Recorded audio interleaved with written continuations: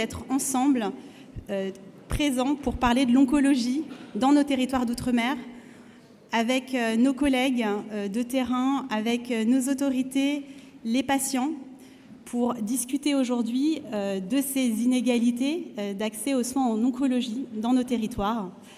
Et au nom du groupe Cancérologie Outre-mer Unicancer, merci d'être avec nous.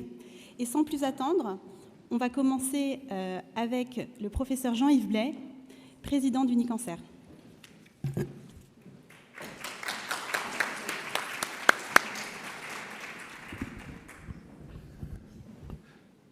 Merci beaucoup pour l'introduction et bienvenue. Merci d'organiser tout cela. On va avoir l'occasion de le redire. C'est vraiment une initiative tout à fait remarquable et Unicancer est très heureux d'être associé et de participer et de contribuer à quelque chose qui est, je pense, un mouvement général de travail en commun que l'on veut vraiment accompagner sur Unicancer. Dans les quelques minutes d'introduction, je voudrais tout d'abord évoquer avec vous ce qu'est Unicancer, parce qu'après tout, ça mérite quand même d'être un petit peu résumé.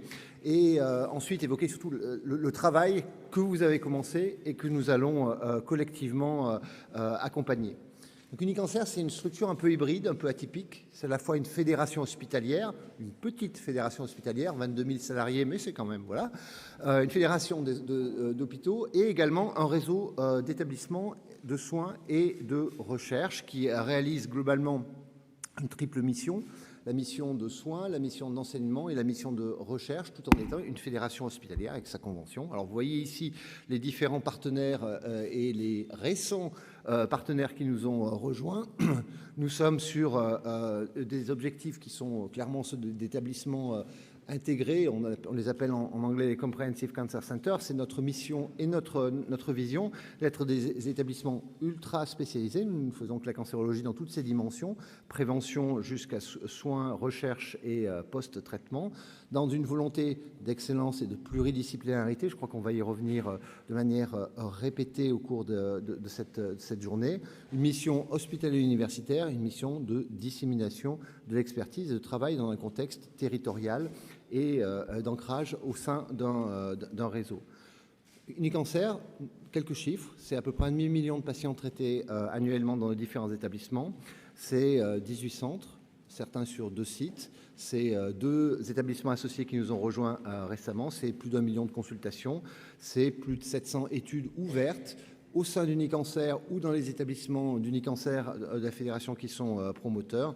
Et c'est peut-être un point qu'on va discuter également, parce que je crois que nous avons à travailler collectivement, c'est 14% de patients inclus dans les essais cliniques. C'est loin d'être la cible que l'on voudrait, on veut faire encore mieux, mais ce sont des chiffres qui sont importants à l'échelle de notre pays. Vous voyez ici résumé. Au fond, on parlait de la mission d'Unicancer Fédération hospitalière et structure de soins, mais c'est aussi, en tant qu'outil de recherche, une structure qui inclut annuellement plusieurs milliers de patients et qui correspond en ce sens à une structure assez unique, même au niveau européen, en termes de nombre d'essais promus et en termes de nombre de patients inclus. Alors Unicancer travaille avec les DROM et les COM, acronyme dont j'ai appris récemment la construction. J'ai été à l'occasion de cette présentation, l'occasion de faire le tour, et je crois que la carte que vous voyez ici illustre bien l'engagement ancien, historique, solide des différents acteurs qui se sont réunis au sein du bureau que je vais présenter dans quelques instants pour travailler ensemble. L'idée est de venir aider et compléter le travail qui est fait sur place et de le développer dans une triple mission de soins, de recherche et d'enseignement. Et je voudrais remercier ici tous les centres que je ne vais pas citer, mais qui, vous le voyez, ont tissé des partenariats historiques et souvent anciens avec les différentes composantes de notre tissu outre-mer. C'est ce que nous devons développer, c'est ce que nous devons faire collectivement. Et si nous pouvons le faire, c'est grâce à ce groupe UCOM, créé en 2022, dont la carte d'identité est indiquée ici. Et je voudrais particulièrement rendre hommage aux membres du bureau, dont le travail remarquable nous a amené d'ailleurs aujourd'hui ici. Je ne vais pas les citer nominativement, mais ils vont participer aux différentes tables rondes. il y a les membres du bureau, et puis il y a 91 membres à ce jour, hein, ultramarins ou en métropole, qui contribuent au travail que nous devons faire collectivement.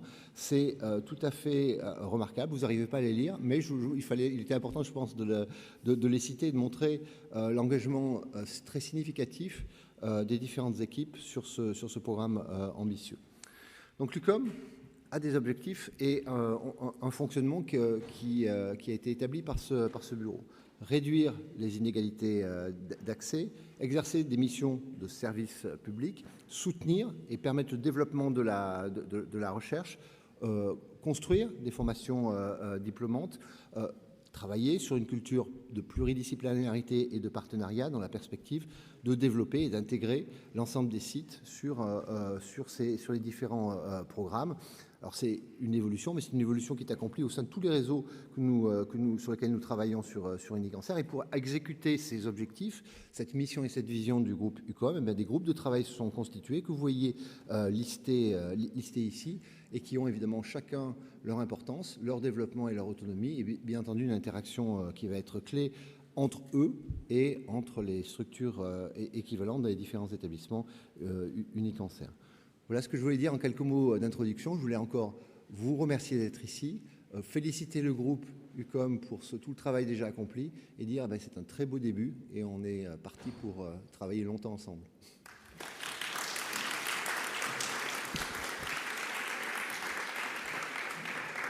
Et je voudrais inviter Fabrice Barlési, acteur incontournable.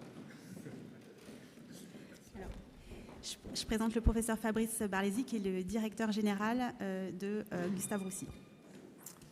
Merci Emeline.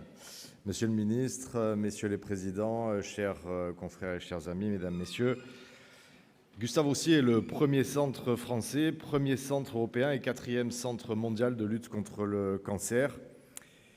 Mais un leadership qui serait dédié aux seuls malades pris en charge à Paris n'aurait aucun sens pour nous.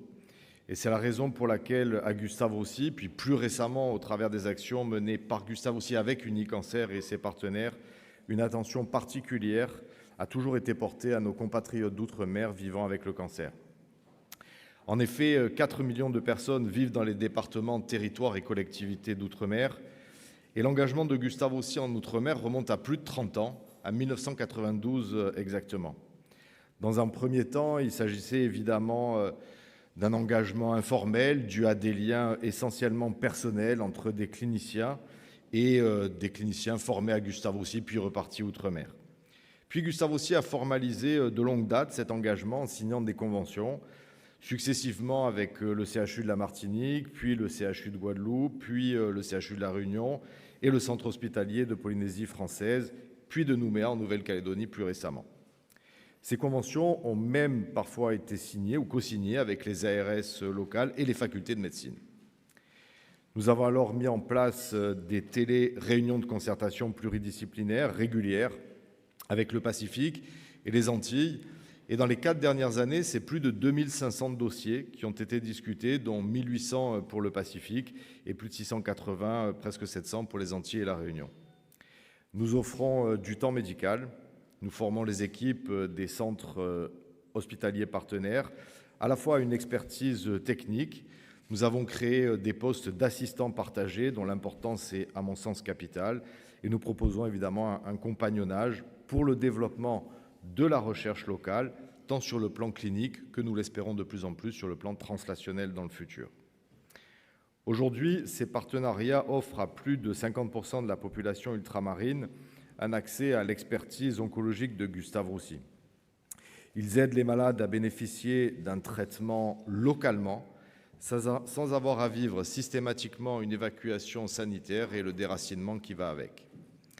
Sur 4 ans, le nombre d'évacuations sanitaires vers Gustave Roussy a été réduit à un total de 343, 250 pour le Pacifique, 90 pour les Antilles et la Réunion, ce qui représente un taux d'environ 15% par rapport aux dossiers discutés et une diminution de quasiment 50% par rapport à ce qui étaient les habitudes précédemment, où 30 à 40% des patients devaient bénéficier du Nevasan. Ces partenariats aident aussi les cliniciens à faire face à toutes les difficultés reliées à l'insularité, le sous-effectif, les turnovers de soignants, la prise en charge et les relations avec un décalage horaire, et nos équipes se sont adaptées, je dois ici les remercier, l'isolement, les plateaux techniques, etc., en essayant d'optimiser les parcours de soins pour les patients. Nous avons encore accéléré notre engagement envers les Français d'outre-mer, avec notamment le programme de recherche Prisme Portal. Les patients de La Réunion, de Tahiti, de Nouvelle-Calédonie et bientôt de Martinique ont maintenant accès au meilleur de la technologie de biopsie liquide, c'est-à-dire le génotypage des altérations moléculaires directement sur une prise de sang. Cette prise de sang est faite sur place et les résultats sont discutés dans la RCP moléculaire de Gustave Roussy. Ces patients se voient alors proposer une prise en charge adaptée, éventuellement un traitement ciblé, voire la possibilité de participer à un essai clinique dans toutes les situations où ça s'avère nécessaire. Nous allons pérenniser ce partenariat sur le long terme grâce au tech transfert effectué entre Roche FMI et Gustave Roussy. En Nouvelle-Calédonie, nous avons mis en place l'inclusion dans l'essai Sequoia, donc du plan France Médecine Génomique 2025, qui, vous le savez, permet de faire une analyse complète du génome, du whole exome sequencing, pour des patients atteints de cancer métastatique rare ou en échec thérapeutique. Mais cela repose, en tous les cas jusqu'à aujourd'hui, sur des biopsies congelées à moins 80. Vous imaginez donc le défi que ça a été de mettre en place ces biopsies, les conserver à moins 80, les faire transférer en métropole pour que l'analyse soit réalisée. Mais c'est une contribution inestimable pour la détection des anomalies ciblables et l'amélioration de la prise en charge de ces patients, y compris à l'autre bout du monde.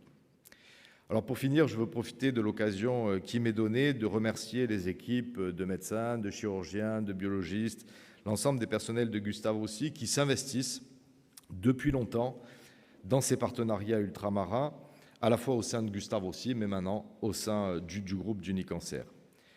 Ils sont conscients de l'importance de cette stratégie multidisciplinaire au bénéfice des patients d'outre-mer. Leur engagement est déterminé et pérenne et devra donc être enfin valorisé comme il se doit, tant il est précieux pour nos confrères et compatriotes des Outre-mer. Je vous remercie.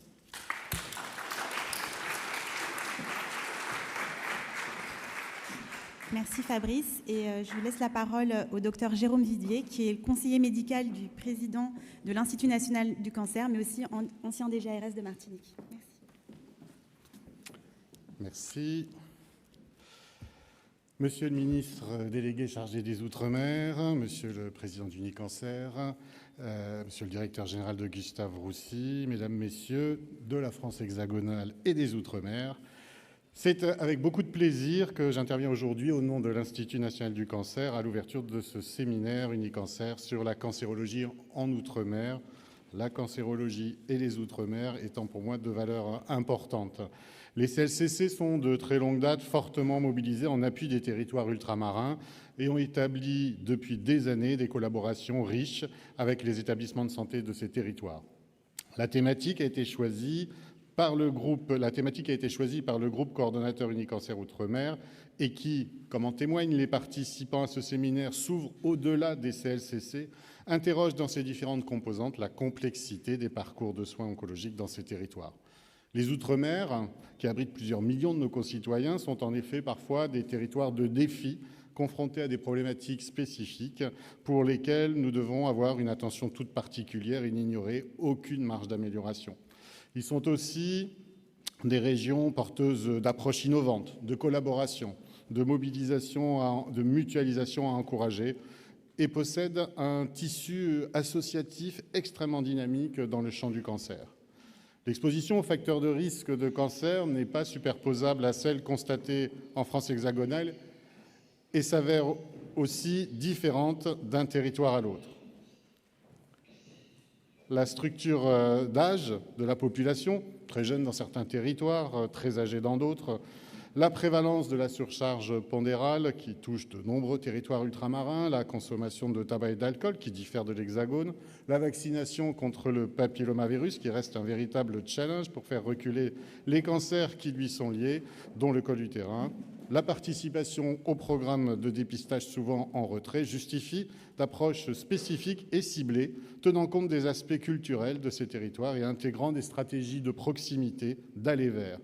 De même, la fréquence des types de cancers à prendre en soin peut différer de façon importante selon les territoires, de même que le pronostic de certaines localisations de cancer, parfois significativement inférieur aux données hexagonales, en raison notamment de diagnostics tardifs à des stades avancés et de l'existence de comorbidités.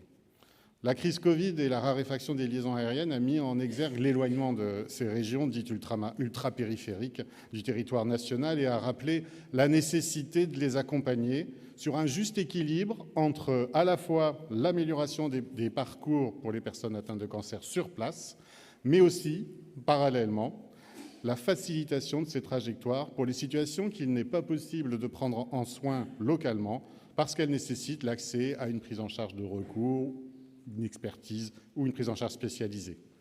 Ainsi, l'amélioration des capacités locales à traiter les cancers conduit à interroger les équipements et leur implantation, les moyens humains, les organisations, les autorisations, les structures de coordination, les acronymes sont les 3C, les DSRC, les CRCDC, et leur fonctionnement.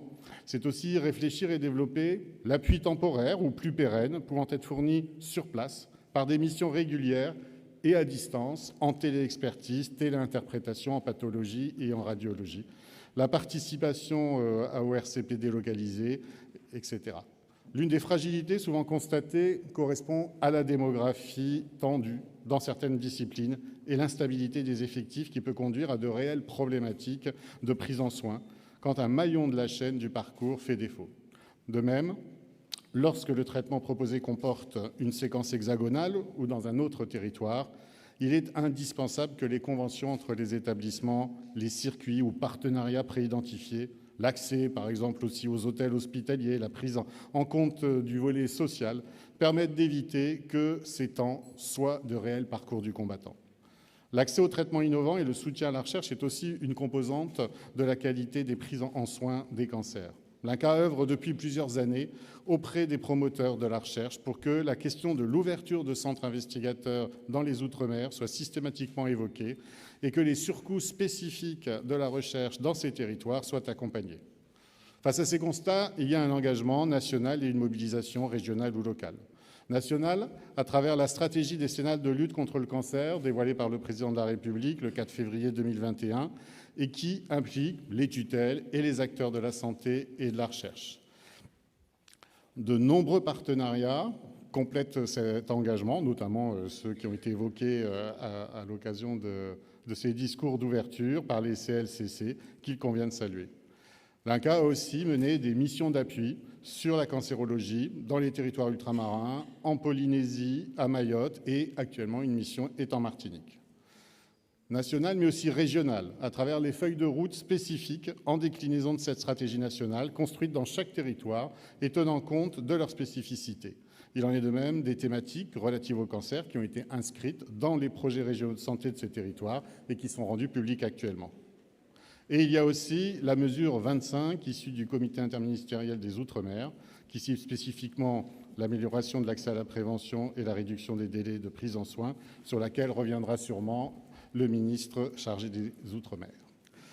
Le programme de ce séminaire aborde plusieurs de ces dimensions et on ne peut que saluer Unicancer d'avoir pris cette initiative. Il nous faudra, à travers l'ensemble de ces dispositifs de mobilisation, à l'échelon national et local, faire preuve d'innovation organisationnelle, d'adaptation à des approches et d'adaptation de ces approches et de ces programmes, voire de dérogation. L'INCa sera à vos côtés. Je ne doute pas que vos travaux seront fructueux et feront progresser la prise en soin des patients atteints de cancer dans les Outre-mer. Je vous souhaite un très bon séminaire.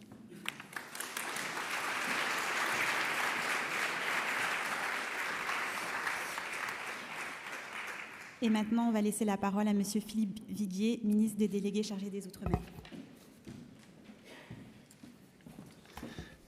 Bien, bonjour à toutes et à tous. Je suis très heureux de vous accueillir au ministère des Outre-mer. Je voudrais bien sûr remercier ceux qui sont intervenus avant moi, le professeur Blay, le professeur Barlési, le docteur Viguier. On s'est connus dans une vie antérieure. Il y a beaucoup de visages que je connais ici, puis un salut particulier à Muriel Dahan, puisqu'elle était en responsabilité au ministère de la Santé, lorsque nous avons ensemble, je crois, essayé d'avancer pour la biologie médicale une confidence, je suis biologiste, donc c'est doublement très heureux d'être là. Et vous avez eu des mots qui m'ont beaucoup touché les uns et les autres, parce qu'il faut prendre soin des Outre-mer. Quand je dis il faut prendre soin des Outre-mer, les Outre-mer sont une chance pour la France hexagonale, mais ces territoires merveilleux ont aussi des atouts, mais ils ont aussi des handicaps. Et ça a été dit peu ou prou par les uns et par les autres. Et lorsqu'on parle du cancer, et j'envoie un message à l'ensemble de la communauté médicale, je ne serai jamais assez reconnaissant à tous ces hommes et ces femmes qui sont au combat tous les jours pour sauver, pour prévenir, pour accompagner. Et vous voyez, j'aurai terminé l'ensemble des déplacements dans tous les territoires ultramarins dans quelques jours. Et il y a le directeur général de l'ARS de La Réunion qui est là. Vous dire que combien j'ai vu, à quel point nous devions redoubler d'efforts, pas simplement en matière de cancer, mais je suis sûr qu'on va réussir à le faire ensemble, mais également pour l'ensemble de la prise en charge des patients. Tant ce sentiment d'injustice, tant ce sentiment d'égalité des chances, de cette fameuse promesse républicaine qui peut paraître rompue, eh bien, cette promesse n'est pas toujours tenue et elle n'est pas au rendez-vous. Donc, je serai un ambassadeur à vos côtés, au quotidien, d'abord parce que vous êtes la communauté médicale et ensuite parce que vous vous occupez d'une tâche absolument qui est pour moi la plus noble, c'est celle de soigner. Alors, ça a été rappelé par ceux qui m'ont précédé, mais 3 mots quand même. En matière d'épidémiologie, ben oui, en Outre-mer, la population est touchée plus jeune par les cancers. Et puis, les femmes, ils sont touchées plus fréquemment que dans l'Hexagone, notamment en matière des cancers du sein et les hommes sur la prostate. Et quand on dit cancer de la prostate, tiens, ça nous ramène à chlordécone, parce que ce sont des territoires dans lesquels il y a des cicatrices. Et il nous appartient, ces cicatrices, et en médecine on sait ce que ça veut dire, de faire en sorte qu'elles puissent disparaître au fil du temps. En matière de prévention, quand on regarde les tableaux, j'ai vu que les risques observés ne sont pas tout à fait les mêmes et que le taux de dépistage, un peu de méthodologie dans ma vie professionnelle, eh bien les taux de dépistage sont beaucoup plus faibles qu'on peut les voir dans l'Hexagone. Est-ce qu'on a le droit de laisser cela en l'état? Certainement pas. En matière de prise en charge, tous les trois, vous l'avez très bien dit, et d'accès aux essais cliniques, alors que les essais cliniques, c'est quand même quelque chose de fondamental, et merci à l'IGR de tout le boulot que vous faites, eh bien là encore, l'hospitalisation pour un cancer, c'est une part plus faible que dans l'ensemble des territoires hexagonaux. Ça veut dire quoi? C'est-à-dire qu'on hospitalise moins en Outre-mer que dans l'Hexagone. Est-ce que oui ou non le résultat est à la clé? Je n'en suis pas certain. En dehors de la Martinique, le taux d'équipement des IRM est très sensiblement inférieur à ce que l'on voit dans l'Hexagone. Est-ce qu'on peut laisser les choses en l'état? Certainement pas. Le taux de déplacement, les évasanes, je regarde encore le patron de l'ARS de La Réunion. Quand vous êtes à Mayotte, c'est une des raisons, pas la seule, n'est-ce pas, monsieur le directeur, des difficultés de notre CHU de La Réunion. Mais le taux d'évasane quand vous êtes à Mayotte, ce sont 1650 évasanes pour l'année 2022. On sait ce que ça coûte. Et donc, quelque part, ça met en péril le fameux CHU. L'accès aux essais cliniques, je l'ai dit, il reste compliqué. Sur les conséquences, ce n'est pas à vous que je reprendrai que plus le dépistage est tardif, plus les conséquences sont graves. Et pourtant, et vous l'avez souligné, moi je suis fier de notre France, de notre pays, dans lequel, en matière de recherche, et l'IGR fait partie, franchement, des fleurons exceptionnels dont on dispose. Et lorsqu'on a la chance d'avoir l'IGR, je vous dis sans aucune flagornerie, mais je le sais parce que je sais le travail que vous faites, eh bien, il doit rayonner naturellement sur l'ensemble des territoires de la France hexagonale et des territoires ultramarins. Et puis, il y a un sujet, c'est que une discussion que j'ai eue avec des associations l'autre jour, c'était en Martinique, en Guadeloupe. Ils m'ont dit, mais nous, on n'a pas d'autre alternative que d'aller se faire soigner dans l'Hexagone. Et tout ça, ça coûte beaucoup d'argent. Alors, on intervient déjà le ministère, vous ne savez peut-être pas, mais ici, vous êtes dans les locaux du ministère, mais de la DGOM, la Direction Générale des Outre-mer. On fait un effort très considérable, et je remercie la DGOM qui a fait un boulot formidable d'anticipation, pour faire en sorte que la prise en charge de l'avion, parce qu'il n'y a pas d'autre solution, on augmente le budget de 23 millions d'euros en 2024. Et avec toutes mes équipes, j'ai tenu à ce que, lorsqu'il y avait un problème sanitaire, un problème de santé, eh bien, on puisse être au rendez-vous, et nous le serons. Pour les malades, alors vous l'avez dit, docteur Viguier, la fameuse mesure SIOM. La fameuse mesure SIOM, le SIOM, c'est le comité interministériel aux Outre-mer. Et vous voyez, dans cette même salle, la semaine prochaine, pendant 2 jours, ce sont 2 journées ultramarines. territoire par territoire. On regardera quels ont été les engagements sur les 72 pris par la Première ministre, à la demande du Président. Et tous les 3 mois, vous voyez un peu, c'est comme lorsqu'on fait les staffs, tous les 3 mois, regardons où on en est. Les tableaux sont partis dans tous les territoires. On va avoir un dialogue interactif. Et la mesure, vous l'avez très bien rappelé, c'est une exigence que d'améliorer la durée de prise en charge. Et sachez bien que je serai extrêmement exigeant en la matière parce que la Première ministre me l'a rappelé encore il y a quelques jours. Sur l'accès à la prévention primaire et secondaire, sur les dépistages, sur les actions de proximité, là encore, nous allons mettre le paquet. Donc le ministère sera présent en 24 et je vais vous dire que, je le disais au directeur général de Gustave Roussy, j'ai fait mettre un petit amendement dans le 49.3, alors même si c'est un peu violent par moment, j'ai été très ému par la rencontre que j'ai eue avec l'association Amazon. Et donc 1 million d'euros, ce n'est pas beaucoup, mais ce million d'euros, il sera dédié en particulier à soutenir les associations qui, de près ou de loin, participent à accompagner celles et ceux qui sont impactés. On parlerait bien sûr avec l'IGR, je vois le président de la Ligue du cancer la semaine prochaine. En tout cas, comptez sur mon engagement total. Vous dire enfin bravo à Unicancer, bravo d'unir vos forces, bravo d'unir vos forces. Il ne peut pas y avoir de dispersion en la matière. Les protocoles, l'innovation, la recherche, la sensation qu'à tout moment, on peut mettre le meilleur professionnel en face, le patient, les équipes, parce que rien ne se fait de façon singulière. Tout s'est fait dans le cadre d'une prise en charge d'une équipe. On sait comment ça marche dans les staffs hospitaliers. Donc, ce ministère est votre maison. Et comptez sur mon engagement pour, à vos côtés, faire en sorte que les Outre-mer non seulement ne soient pas oubliés, mais servent d'exemple pour faire en sorte que l'accès aux soins est une exigence pour notre pays. Merci.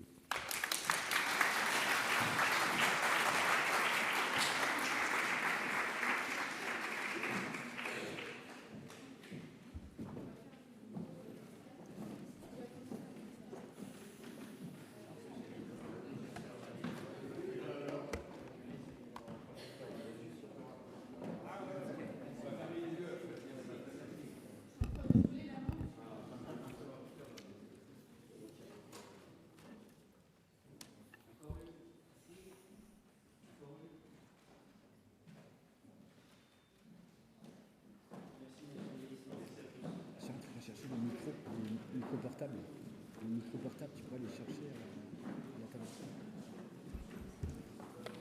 Qu'est-ce que vous allez chercher? Les micros portables. Ils sont là-bas. Bien.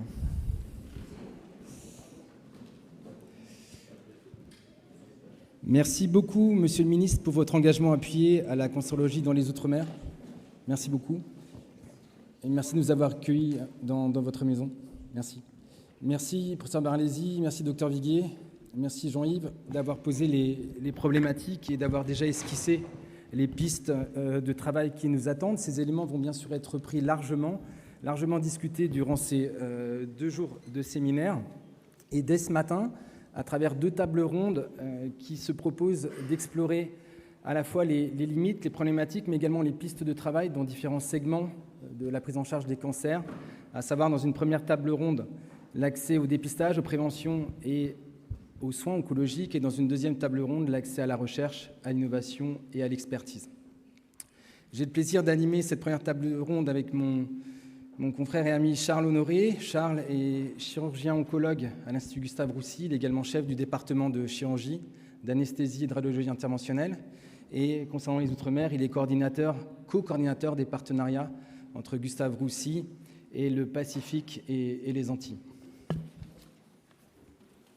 Merci beaucoup, Marc. Et donc, je vais commencer par appeler les différents intervenants et présenter quand même Marc, qui est le coordinateur médical des partenariats entre le Centre unique cancer Eugène Marquis de Rennes et le Centre François Dunant de Saint-Pierre-Miquelon, l'Agence santé de Wallis et Futuna et les centres hospitaliers de Saint-Martin et de Saint-Barthélemy.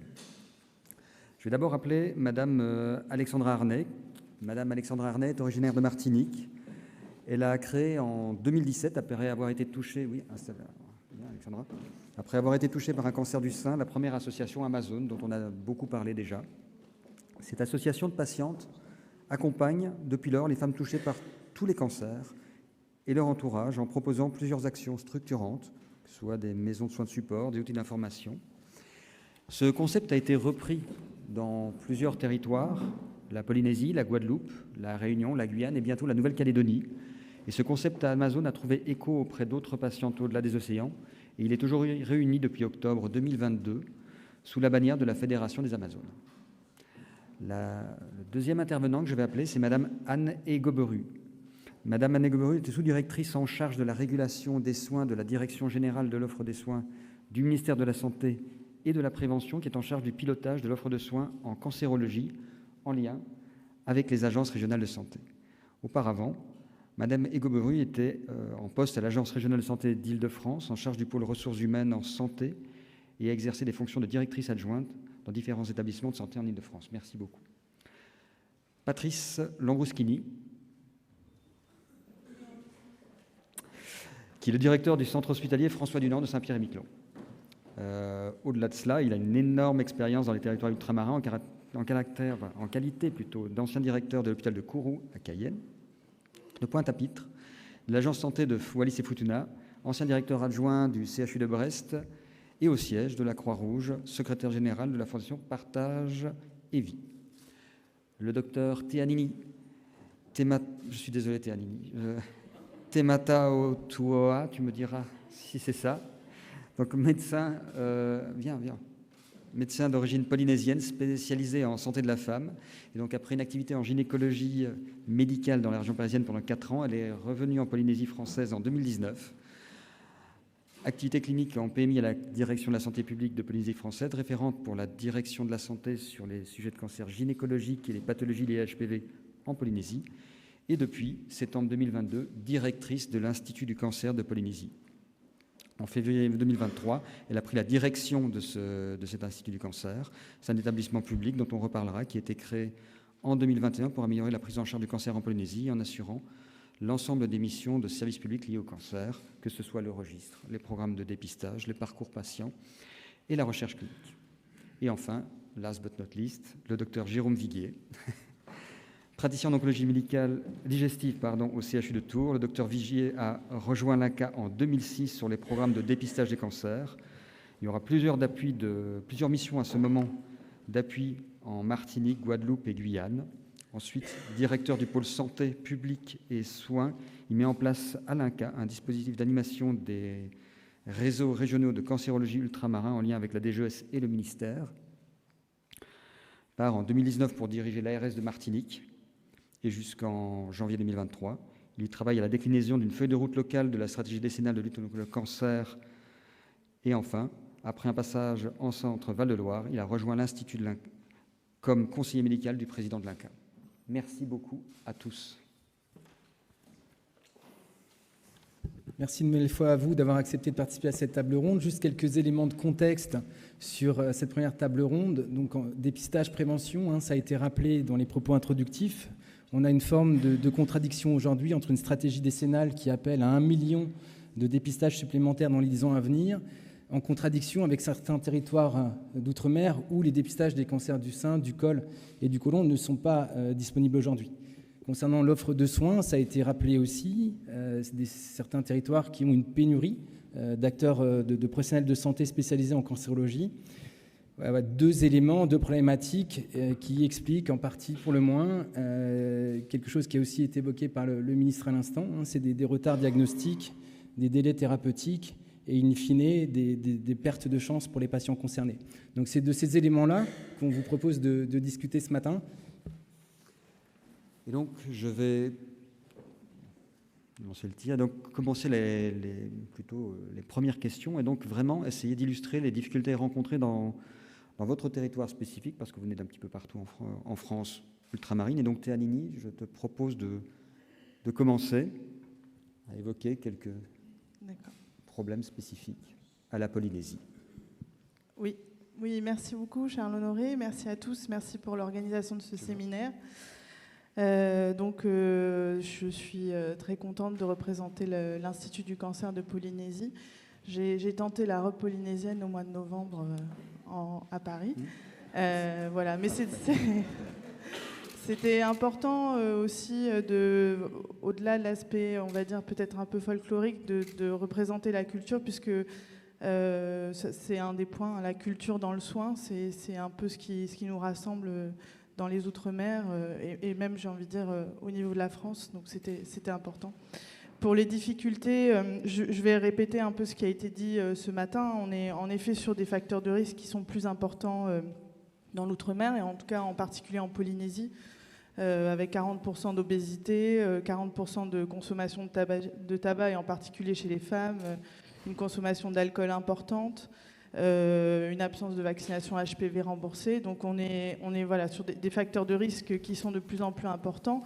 Et vraiment cette surreprésentation de l'obésité, que ce soit en Polynésie ou même dans tous les pays du Pacifique, avec une nécessité d'action, la difficulté, évidemment, l'action commune, également interministérielle, c'est-à-dire à la fois de la santé, mais aussi de l'éducation pour la prévention auprès des jeunes, de l'équipement pour mettre en place des structures où les gens peuvent faire de l'activité physique, de l'agriculture pour une alimentation équilibrée. Donc ce travail conjoint, finalement, permet aussi de mettre la santé dans tous les aspects de la vie communautaire.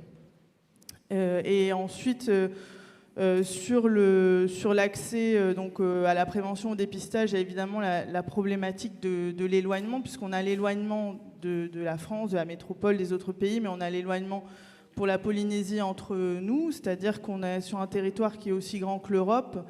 Quand on vit à Tahiti et qu'on va aller aux Marquises, ou inversement, quand un patient marquisien doit se faire soigner sur Tahiti, c'est 6 heures d'avion. C'est autant de temps d'éloignement de sa famille, et puis un coût aussi résiduel, que ça soit pour lui, soit pour la sécurité sociale, puisqu'on a parlé des Evassan pour aller vers la métropole ou d'autres pays, mais aussi des Evassan inter-îles, qui représentent aussi un coût de santé important. Donc toutes ces difficultés d'accès au dépistage sont à prendre en compte dans notre territoire. Donc là, on a une volonté, en tout cas sur le cancer du sein, de mettre en place des mammographes plus accessibles, mais bon, c'est lié à d'autres difficultés, et en particulier les ressources humaines, puisqu'un mammographe a évidemment besoin de radiologues, de manip radio, et donc un mammographe tout seul, ça ne sera pas très utile. Donc toutes ces problématiques sont à prendre en compte. Sur le dépistage, après, des choses très pratico-pratiques, ça fait des années qu'on envisage un dépistage organisé pour augmenter justement le taux de dépistage qui stagne à 40%.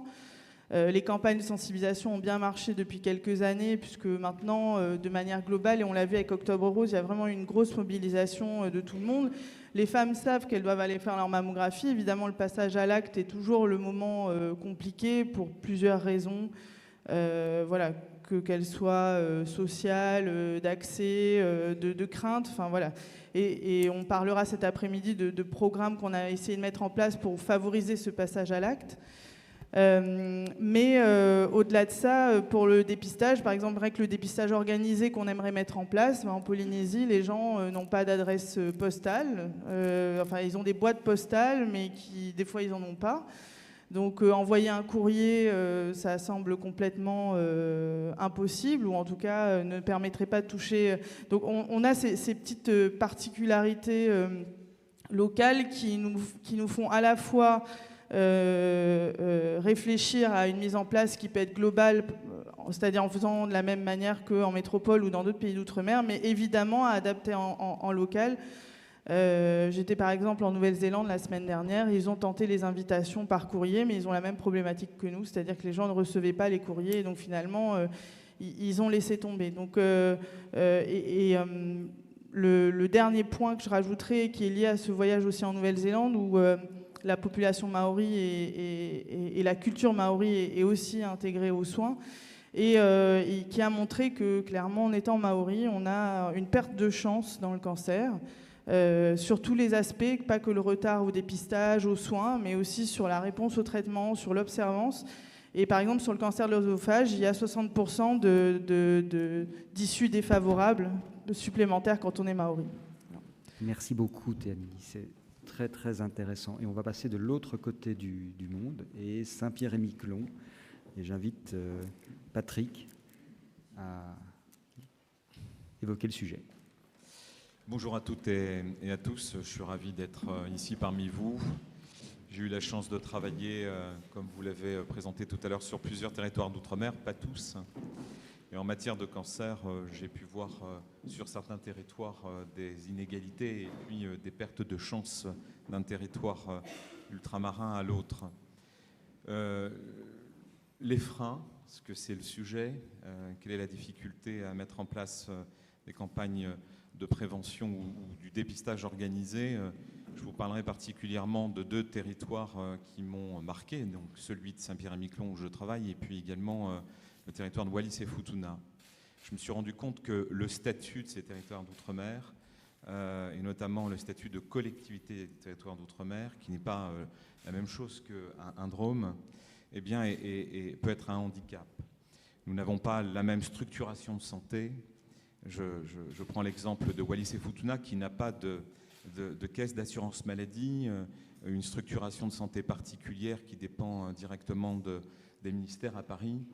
Et la santé tourne autour d'une agence de santé qui n'avait pas forcément mis en place un plan territorial de santé avec un enjeu majeur, la prévention, parce que la prévention doit être prégnante sur ce territoire, eh bien, était dépourvu de dispositifs, et notamment de dispositifs juridiques, informatiques et de tout ordre pour appliquer notamment de la réglementation nationale, et je pense au centre de coordination de dépistage des cancers qui est quasiment infaisable sur place. Pas de carte vitale. Pas de carte vitale sur Wallis et Futuna, pas de fichiers partagés, pas d'épidémiologiste à l'époque, pas de médecin de santé publique. Une volonté de faire et de prendre en charge du cancer, mais pour autant une incapacité à mettre en place un dépistage organisé. Sur Saint-Pierre-et-Miquelon, c'est pas tout à fait la même chose. Mais pour autant, la collectivité territoriale de Saint-Pierre-et-Miquelon a des particularités en matière d'organisation de la santé. Nous n'avons pas d'ARS, mais d'une ATS. Nous n'avons pas de médecin de santé publique pour le moment. Un épidémiologiste qui vient de Santé publique France depuis quelques années. Et une caisse locale de sécurité sociale, la CPS, qui est déconnectée du régime général d'assurance maladie. Donc il n'y avait pas de fichier patient national. Nous sommes des ressortissants de la collectivité avec une carte CPS et non pas une carte vitale, et un système d'information de ces caisses de sécurité sociale très propre à la caisse, qui ne communique pas avec le centre hospitalier que je dirige, mais qui ne communique pas non plus avec la CPM ou les CPM de Paris ou la CNAM à Paris.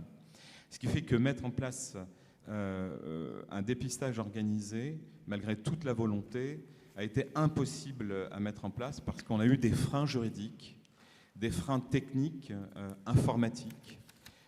Nous avons malgré tout décidé il y a quelques mois d'y aller et de parler de dépistage, mise en place de campagnes de dépistage, mais pas organisées parce que nous ne respectons pas la réglementation très compliquée à respecter sur un territoire ou sur certains territoires ultramarins. Et sur Wallis et Futuna et Saint-Pierre-et-Miquelon, il n'est pas aisé de respecter juridiquement et techniquement cette réglementation. Donc la non-assouplissement en fait, du dispositif ne nous permet pas de parler de dépistage organisé. Donc pour autant, nous sommes volontaires et donc nous allons commencer l'organisation de ce dépistage, mais sans la garantie d'être certain que, notamment je prends le cancer du sein, les patientes aient bien reçu leur courrier, parce qu'on a aussi des problématiques d'adresse postale, sans la certitude également qu'on puisse suivre si les patientes qui sont invitées à venir faire ce dépistage est venue faire ce dépistage, parce que nous n'avons pas de base informatique, nous n'avons pas de sécurité informatique et nous ne pouvons pas légalement partager des données de santé comme ça entre la caisse et l'établissement et également les médecins référents. Donc c'est un vrai frein à après pouvoir disposer du recul et d'une évaluation de ce que l'on va mettre en place. Donc on souhaiterait qu'il puisse y avoir des dispositifs sur la base de ceux qui existent déjà sur le plan national ou qui fonctionnent bien sur des territoires outre-mer du style Drôme, mais qui soient adaptés aux particularités et notamment à l'absence de structures juridiques ou à spécificité de ces territoires qui nuisent à la mise en place du dépistage organisé. Patrick, voilà ce que je voulais partager avec vous ce matin. Merci beaucoup Patrick. Le constat et puis un début de solution qui nous fait avancer dans notre table ronde vers justement la discussion des possibilités, des réponses à ces contraintes. Je laisse d'emblée la parole au docteur Viguier pour l'INCa. Merci à vous. Merci. Je pense qu'il faut dans les territoires d'outre-mer être assez finalement agile, innovant, parfois dérogatoire. Et un programme de dépistage, ça commence par une expérimentation de dépistage. Et ça peut, parce que ça n'est pas possible localement, ne pas remplir tous les items d'une organisation. Et les agences ont une certaine autonomie pour déroger parfois à des arrêtés et pour pouvoir le faire. Et c'est en initiant les choses, en fait, et peut-être en trouvant des méthodes innovantes qu'on peut finalement mettre en place ces choses-là. Je pense que dans les pistes, puisqu'on nous a demandé un peu de réfléchir, il y a clairement l'information et des campagnes d'information qui doivent être spécifiques des cultures ultramarines. Je reprends toujours l'exemple que j'ai connu en Martinique avec la campagne « L'hiver arrive, vaccinez-vous », sauf qu'il n'y a pas d'hiver. Par contre, il y a la grippe. Et donc, c'est parfois simplement du bon sens que de penser autrement les choses. Et puis, vous le disiez, l'image du cancer, c'est pas du tout la même selon les territoires. En Guyane, quand on a le cancer, c'est le mauvais œil.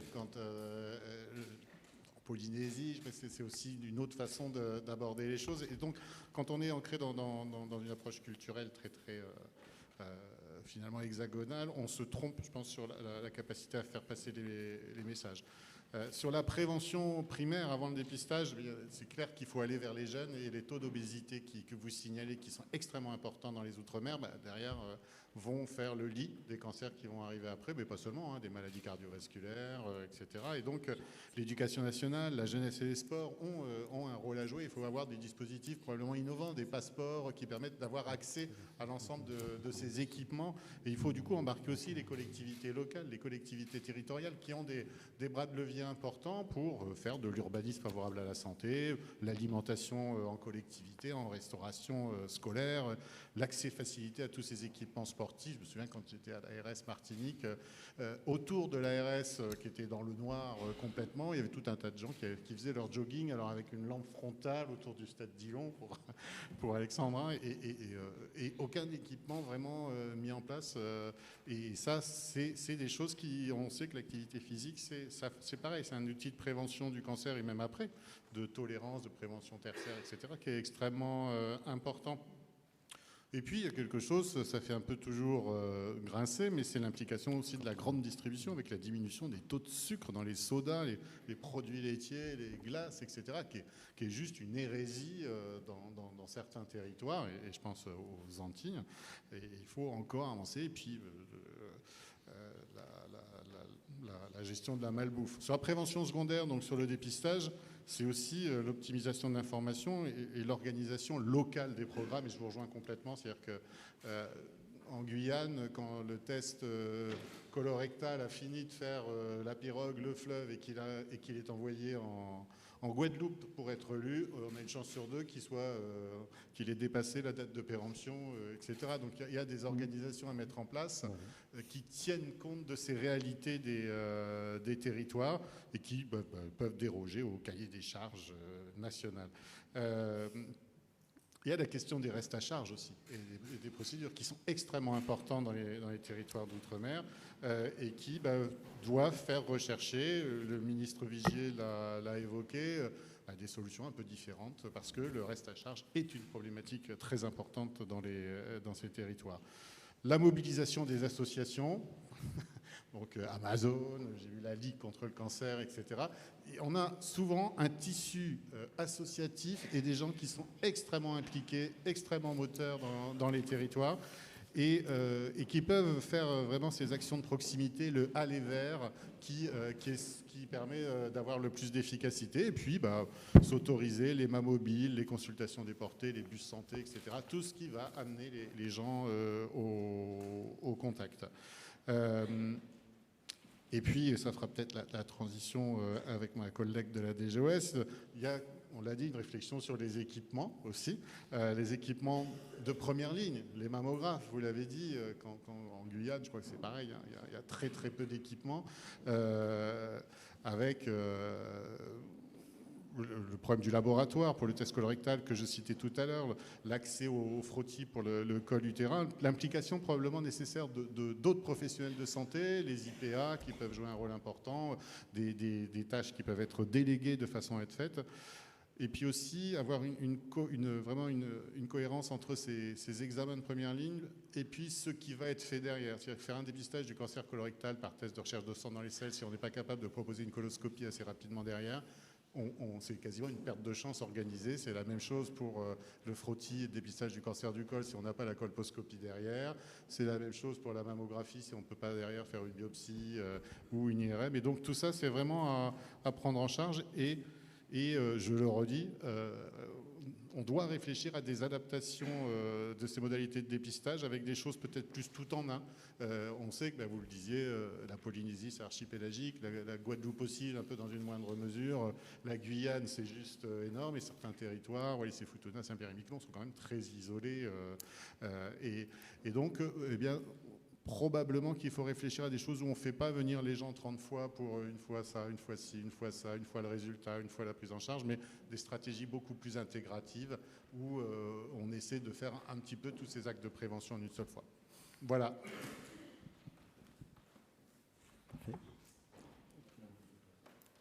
Beaucoup. La parole est à Madame Ego-Buru.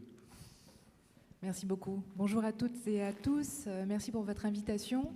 Donc je travaille à la Direction générale de l'offre de soins. Donc les thématiques de la prévention et du dépistage ne sont pas forcément notre cœur de métier, mais nous portons malgré tout, dans le cadre de la stratégie décennale de lutte contre les cancers, un certain nombre d'actions qui peuvent avoir un véritable intérêt pour améliorer le dépistage.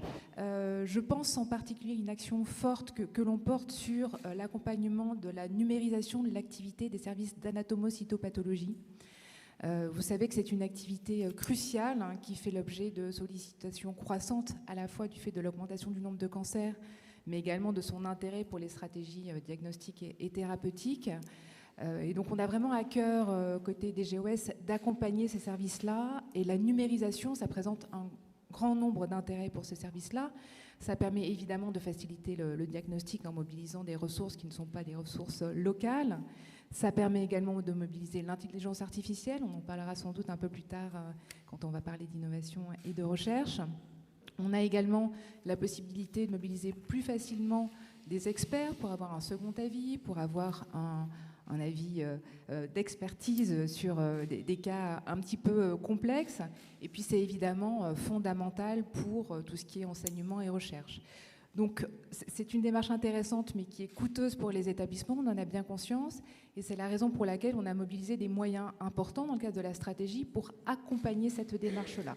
Donc c'est une démarche au niveau national qui a permis de mobiliser une enveloppe de 30 millions d'euros, qui est donc une enveloppe significative, et sur cette enveloppe-là, près d'1 million d'euros a été fléché sur les DROM.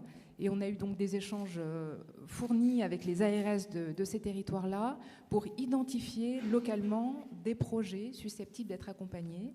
Et on en a un certain nombre qui sont vraiment intéressants. Je pense notamment à l'expérience du CHU de la Martinique, qui a un objectif de numérisation de 100% de son activité pour 2025. Donc on est au début, mais on est vraiment dans une démarche intéressante. On a également en Guyane une démarche un peu différente portée par le CH de Cayenne en lien avec les laboratoires libéraux sur le territoire qui nous semble vraiment intéressant d'accompagner. Donc ça, c'était la première action qui pouvait rentrer dans ce champ-là. Il y a un deuxième enjeu qui a été d'ailleurs rappelé par le ministre en introduction de la journée, qui est celui de l'accès à l'imagerie médicale. On pense en particulier à l'IRM et à la médecine nucléaire.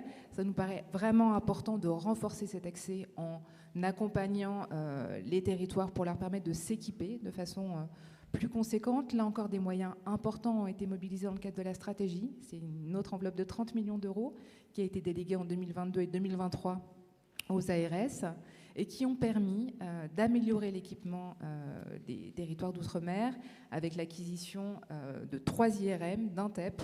Donc c'est vraiment des montants importants qui doivent nous permettre de réduire les délais de diagnostic et de prise en charge derrière. Merci beaucoup, c'est déjà très généreux et très intéressant. Donc on voit clairement les difficultés rencontrées pour l'application stricte des standards métropolitains dans l'appui épidémiologique, même ne serait-ce que pour le suivi au-delà de l'identification des cancers les plus fréquents et ceux qui sont en lien avec les facteurs de risque spécifiques. Donc cette adaptation nécessaire, clairement le groupe UCOM est là pour y contribuer et pour aider.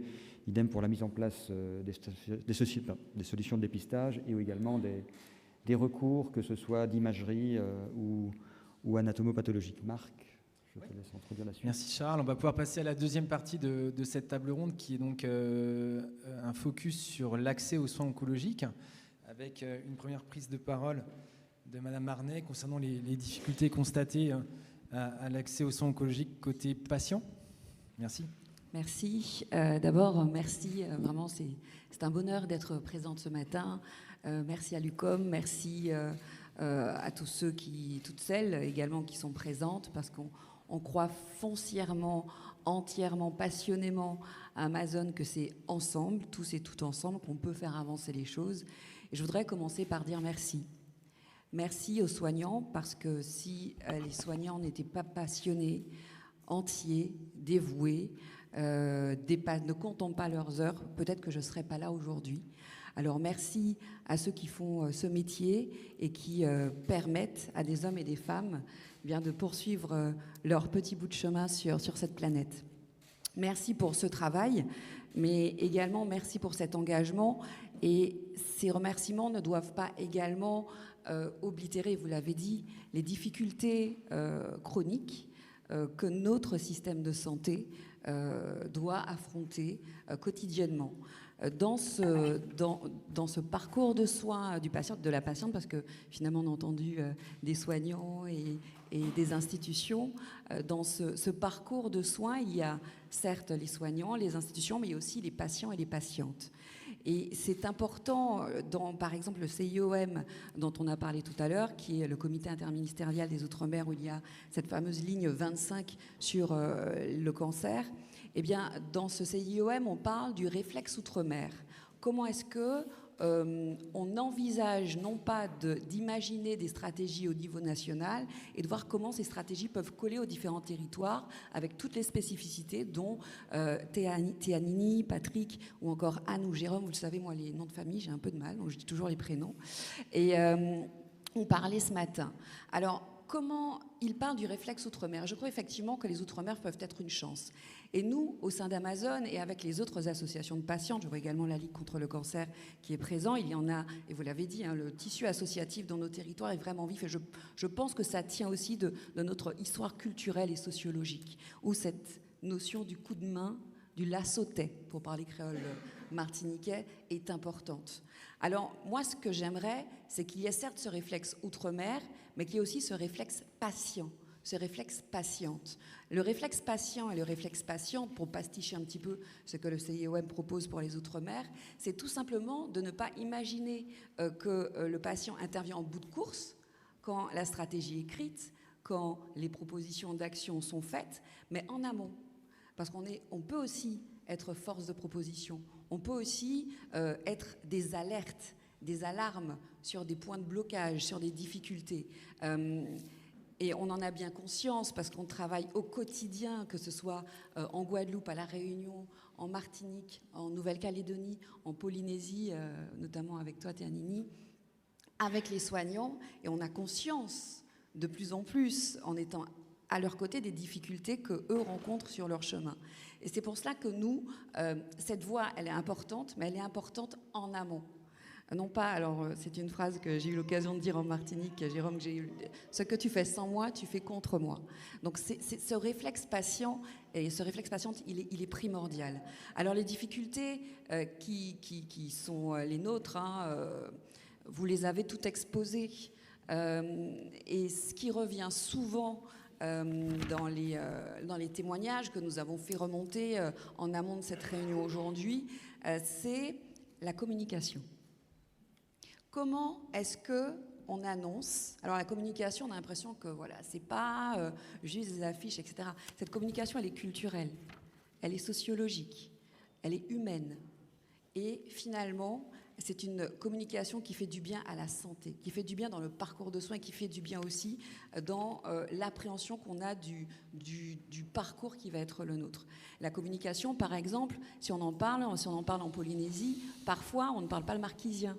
On ne parle pas le polynésien. Et la présidente d'Amazon Pacifique nous a fait remonter de cette problématique. Il n'est pas rare que des membres de notre association en Polynésie aillent à des consultations, bien tout simplement parce que la patiente, elle ne comprend pas ce qu'on lui dit. Elle ne comprend pas ce que le soignant lui dit. Donc, c'est des notions qui sont culturelles, qui sont parfois propres à nos territoires et qui sont fondamentales. Comment est-ce qu'un patient ou une patiente peut clairement entrer en confiance? Parce que c'est un partenariat, le parcours de soins. C'est un partenariat. C'est un partenariat implicite, intime, entre un soignant et une personne qui est soignée. Donc cette notion culturelle de langage et de communication, elle est fondamentale. On nous a également parlé de communication dans l'annonce. Ce temps tellement capital. Il y aurait peut-être beaucoup à faire à ce niveau-là.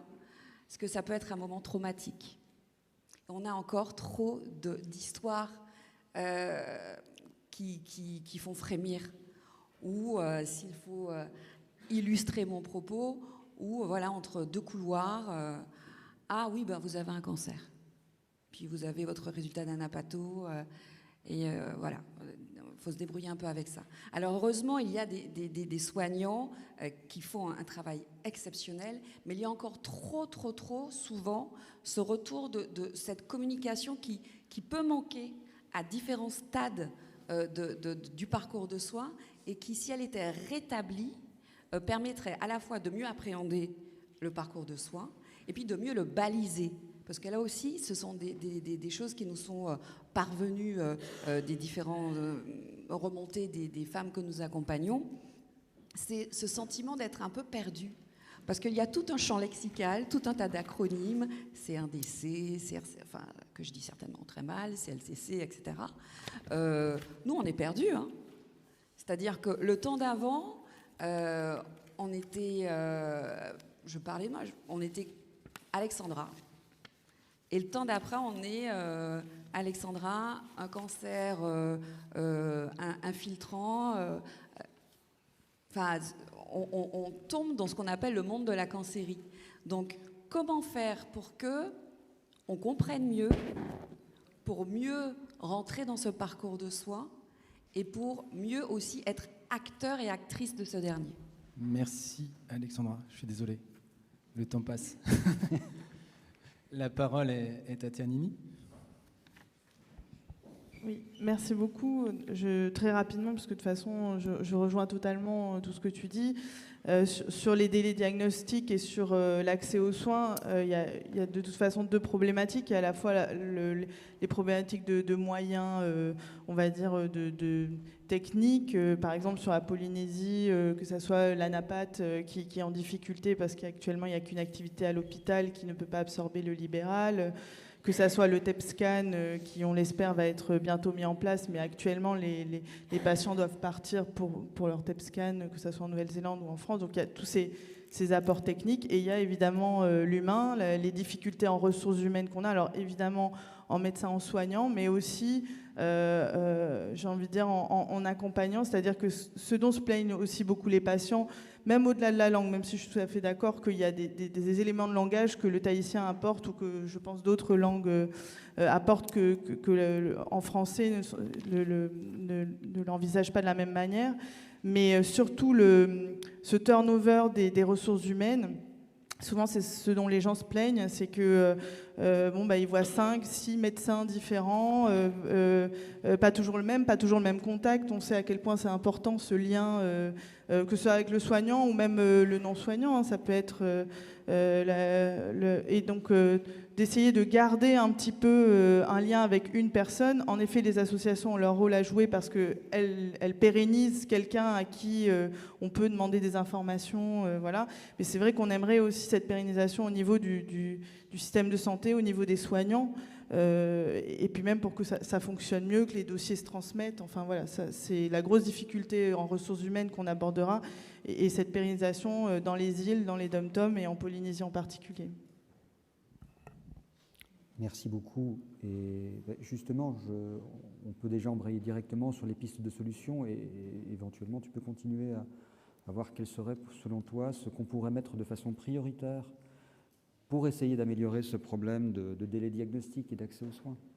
Alors, sur les solutions, on va dire, immédiates, donc sur le délai diagnostic, comme je l'évoquais sur la NAPAT, on a la chance à l'Institut du cancer d'être en train de finaliser la construction du labo d'Anapat qui ouvrira l'année prochaine, donc de pouvoir limiter ces envois d'examen en France qui allongent le délai diagnostique, puisque une biopsie, des fois 6 semaines, 8 semaines pour un résultat, ça c'est pas du tout entendable. Ensuite, sur le TEP scan, donc comme je le disais, une installation, donc vraiment des choses, on va dire au niveau technique, qui vont arriver prochainement. Et ensuite, sur la création de l'Institut du cancer, on a évidemment tout un volet sur la coordination et le parcours de soins. L'idée, évidemment, de regarder dans le parcours de soins et en s'aidant totalement des associations de patients, des structures de soins, sur ces petits endroits où finalement le parcours pêche et donc entache un petit peu tout le reste. Et donc, comment nous, au niveau de l'Institut du cancer, on peut aider ces problématiques, que ça soit au niveau de l'accompagnement avant une EVASAN, que ça soit au niveau des RCP et en effet de la transmission des résultats et ensuite de la consultation d'annonces. Donc c'est vrai qu'on a la chance d'avoir cet institut qui a été créé il y a 2 ans et qui a tout ce volet-là à développer et à prendre en charge. Et sur les ressources humaines, on est aussi sur une volonté de former en local, ou en tout cas de faire monter en compétences en local, mais aussi d'aider au retour des médecins polynésiens. Donc je suis vice-présidente de l'association des jeunes médecins polynésiens. On a des Polynésiens qui font leurs études, qui terminent, qui commencent à travailler en France, qui ne reviennent pas forcément en Polynésie. Et donc, c'est tout l'enjeu de trouver un moyen de leur donner envie de rentrer chez eux et de développer ce qui peut se faire en Polynésie. Merci beaucoup. Je vais laisser la parole à Madame Egoburu. Merci beaucoup. Donc, sur les pistes de solutions et les enjeux d'amélioration du parcours, ça me renvoie aux travaux que nous avons menés avec un certain nombre d'entre vous d'ailleurs sur la réforme des autorisations d'activité de soins de traitement du cancer, qui a été un gros travail participatif qui a été mené au cours des dernières années et qui s'est traduit concrètement par la publication de nouveaux décrets en avril 2022 qui revoient totalement le cadre réglementaire qu'il faut respecter pour être autorisé à pratiquer une activité de traitement du cancer. Donc les enjeux qu'on avait en tête au moment où on a travaillé ces textes, ils étaient de plusieurs ordres. Il y avait évidemment un enjeu d'amélioration de la qualité et de la sécurité des soins, ce qui nous a conduit à travailler sur les notions de gradation des soins, que ce soit sur la chirurgie oncologique ou sur les traitements médicamenteux, avec les questions des seuils d'activité également qui sont présentes dans ces textes. Et puis il y a un deuxième enjeu qu'on a essayé de concilier avec le premier, qui est celui de permettre un véritable accès aux soins en proximité pour les patients. Et donc ça nous a paru essentiel d'intégrer des dispositions spécifiques pour permettre ce suivi de proximité pour les patients. Et ça renvoie notamment à la notion d'établissements associés, qui sont des établissements qui ne sont pas à proprement parler autorisés au traitement du cancer, mais qui sont autorisés à poursuivre un traitement qui aura été initié par un établissement autorisé. Donc ça, c'est le cadre général de la réforme. C'est valable pour l'ensemble du territoire, mais c'est particulièrement important pour l'outre-mer. On aura une montée en charge progressive. On laisse un peu de temps, évidemment, aux structures pour pouvoir respecter ce nouveau cadre qui est exigeant. Et puis, on a prévu des dispositions spécifiques pour les outre-mer pour tenir compte des spécificités de ces territoires. Et il y a en particulier des dérogations qui sont prévues, notamment par rapport à la question des seuils d'activité que j'évoquais tout à l'heure, sous réserve que l'établissement en question, il ait une convention avec une structure autorisée, que ce soit sur le territoire ou en métropole. Donc ça renvoie à vraiment cet enjeu de coopération dans le domaine pour fluidifier les parcours, permettre aux patients d'avoir une prise en charge à la fois de qualité mais également de proximité. Et donc on sera très attentif à la mise en œuvre de ces textes sur le territoire qui va concrètement se passer à partir de l'année prochaine. Merci beaucoup. Merci beaucoup. Monsieur Huguet, oui. Pour les solutions, s'il vous plaît. Je ne suis pas sûr d'avoir toutes les solutions, mais d'abord sur l'amélioration des parcours locaux, probablement, le facteur limitant, c'est souvent les professionnels de santé, vous l'avez dit, le taux de fuite en Martinique des médecins formés, il doit être de 80%, donc c'est des choses qui sont extrêmement importantes, et donc il faut qu'on travaille avec le ministère de la Santé aussi sur la possibilité d'avoir des terrains de stage, des facilitations de passage dans les carrières dans les Outre-mer. Parfois, les gens n'y vont pas parce qu'ils ont un peu peur du retour, de savoir combien de temps ils y resteront. Il y a clairement l'analyse des équipements, des plateaux techniques qui doit être réfléchi pour être à niveau. Et puis la réflexion sur la fluidification des parcours aussi, parce que entre ces différentes étapes de l'annonce, du diagnostic, de la proposition thérapeutique, de la mise en traitement, surtout quand il y a des séquences de chimiothérapie, de radiothérapie, de chirurgie, il y a parfois, en tout cas j'avais constaté dans le territoire dont j'ai conduit la santé pendant 4 ans, des problèmes organisationnels en fait et de fluidité de ces parcours et qui perdent parfois les patientes en fait entre ces interfaces parce qu'elles sont compliquées à appréhender et pas toujours faciles à passer. Certainement l'adaptation aux spécificités du territoire, que ce soit culturel, langue, etc. Alexandra l'a rappelé. Il y a des spécificités géographiques, les archipels, la taille du territoire, la longueur du fleuve, etc. qui font qu'un traitement ne s'appréhende pas de la même manière quand on a des séances itératives de radiothérapie. Et donc aller vers aussi des diagnostics et des traitements regroupés en une seule fois, un peu façon Mayo Clinique à l'époque, pour éviter que les gens soient obligés de faire des allers-retours et que ces prises en charge soient simplifiées. Probablement réfléchir aussi à des mutualisations plus formalisées des plateaux techniques. Je ne reviendrai pas sur les batailles des cyclotrons entre les différents territoires des Antilles, etc. Mais on voit que parfois, ce qui pourrait réduire les délais, c'est certainement peut-être des mutualisations ou des contractualisations plus importantes entre les différentes interrégions, en fait. Et puis, l'appui entre territoires lorsque c'est possible. Quelque chose, moi, qui m'avait frappé, c'est la nécessité d'anticiper les situations de crise. On sait que ces territoires, ils sont très fragiles. Au CHU de la Martinique, il y a 2 anapathes qui sont partis en même temps. Il n'y a plus d'anapathes sur le territoire pendant un certain temps. Et c'est des trous d'air qui sont liés, en fait, à la fragilité de ces territoires. Et là, je pense que les structures comme les CLCC, etc., doivent, dans les contractualisations qu'ils ont, l'IGR avec la Polynésie et la Martinique, Léon Bérard avec la Guyane, pouvoir avoir quand même un rôle entre guillemets, ça a été évoqué, je crois, à l'UQOM, de réserve, entre guillemets, outre-mer, c'est-à-dire d'avoir un appui plus particulier, anticipé, qui permet de décaler beaucoup plus rapidement quand il y a ce besoin, parce qu'on sait qu'il y a une fragilité et que donc, si on est capable de projeter rapidement une équipe, ça permet de passer un temps et qu'on n'ait pas une accumulation des lames dans un endroit et du coup des gens qui n'ont pas la réponse à leur diagnostic et du coup à leur traitement. Et puis, ces missions d'appui que vous faites, elles sont extrêmement importantes, hein, en gynéco, en Martinique, etc. Ça crée le lien et ça permet de pérenniser l'accès à des thérapeutiques.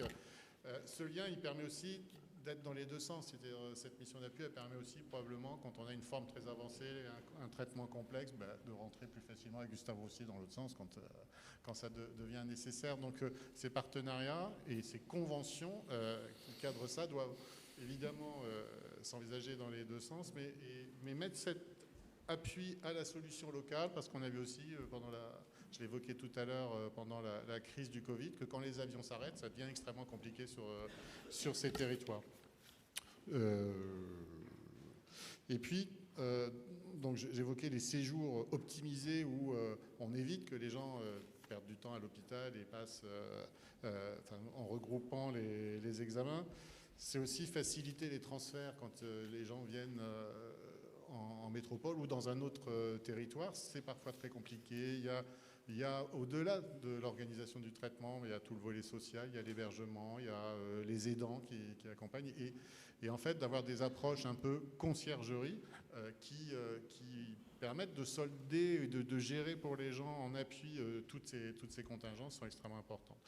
Et puis, ces territoires, ils sont pas leurs voisins, c'est pas l'Allemagne, c'est pas la Belgique, etc.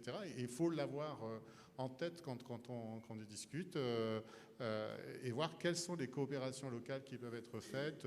La Guyane avait essayé de faire de la radiothérapie au Suriname. Dans le bassin caribéen, on essaie de voir, et je crois que ça sera évoqué cet après-midi, sur la médecine nucléaire, comment ça peut se mutualiser avec les territoires à côté. Saint-Pierre-et-Miquelon va plus facilement au Canada que dans l'Hexagone, etc. Et ça doit aussi s'anticiper et se réfléchir de façon à ce qu'on ne perde pas du temps dans des délais de prise en charge quand il y a une solution de l'autre côté du fleuve, par exemple en Guyane, avec des équipes qui sont très très bien formées au Suriname sur la radiothérapie, que par contre, sinon l'alternative, c'est la Martinique ou l'Hexagone. Voilà quelques pistes, je crois qu'elles rejoignent certaines que vous aviez évoquées à l'UQOM, mais sur lesquelles on souhaitera travailler probablement dans le cadre de cette mesure 25 du CIOM. Merci beaucoup, Dr Viguier. Patrick, est-ce que de ton côté, tu as des idées de pistes d'amélioration? Écoutez, je rejoins complètement vos propositions, docteur. Et on a mis en place dans certains territoires d'outre-mer déjà ces pistes. Le centre hospitalier de Saint-Pierre-et-Miquelon est déjà un établissement associé au centre de lutte contre le cancer Eugène Marquis depuis 2017 et je remercie bien évidemment la qualité de ce centre et puis notamment Marc qui est le médecin délégué de la coordination avec Saint-Pierre mais qui le fera également avec Wallis et Futuna. Nous avons renforcé notre plateau technique et notamment le numérique. Et là, j'ai un petit clin d'œil avec l'ex-ministre des Outre-mer, Annick Girardin, qui est sénatrice aujourd'hui et qui est Saint-Pierraise et qui m'a entendu pour Wallis et Futuna et pour Saint-Pierre-et-Miquelon. Et nous avons eu un accompagnement financier important au titre du Ségur de la Santé pour mettre en place une plateforme de télémédecine qui communique avec les acteurs hexagonaux, mais qui également communique avec nos voisins, nous, les Canadiens, le CHU de Saint-Jean.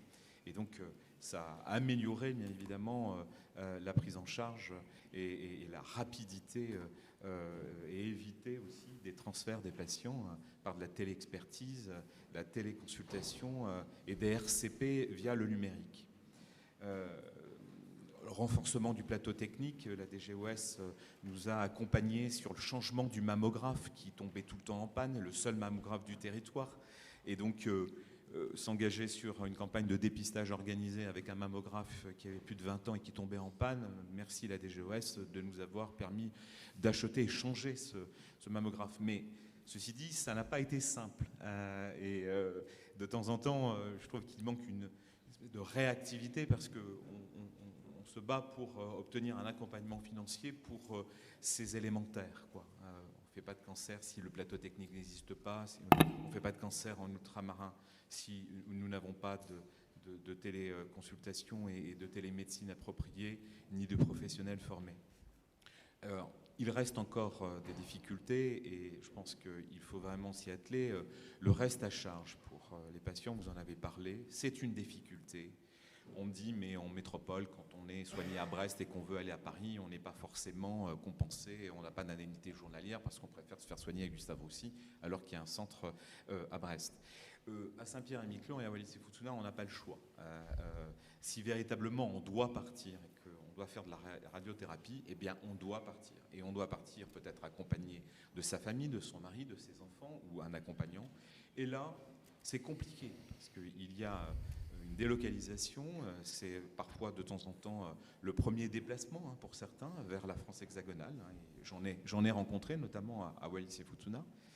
Et c'est également une difficulté financière parce que les IJ ne couvrent pas les frais d'hébergement, les frais de nourriture.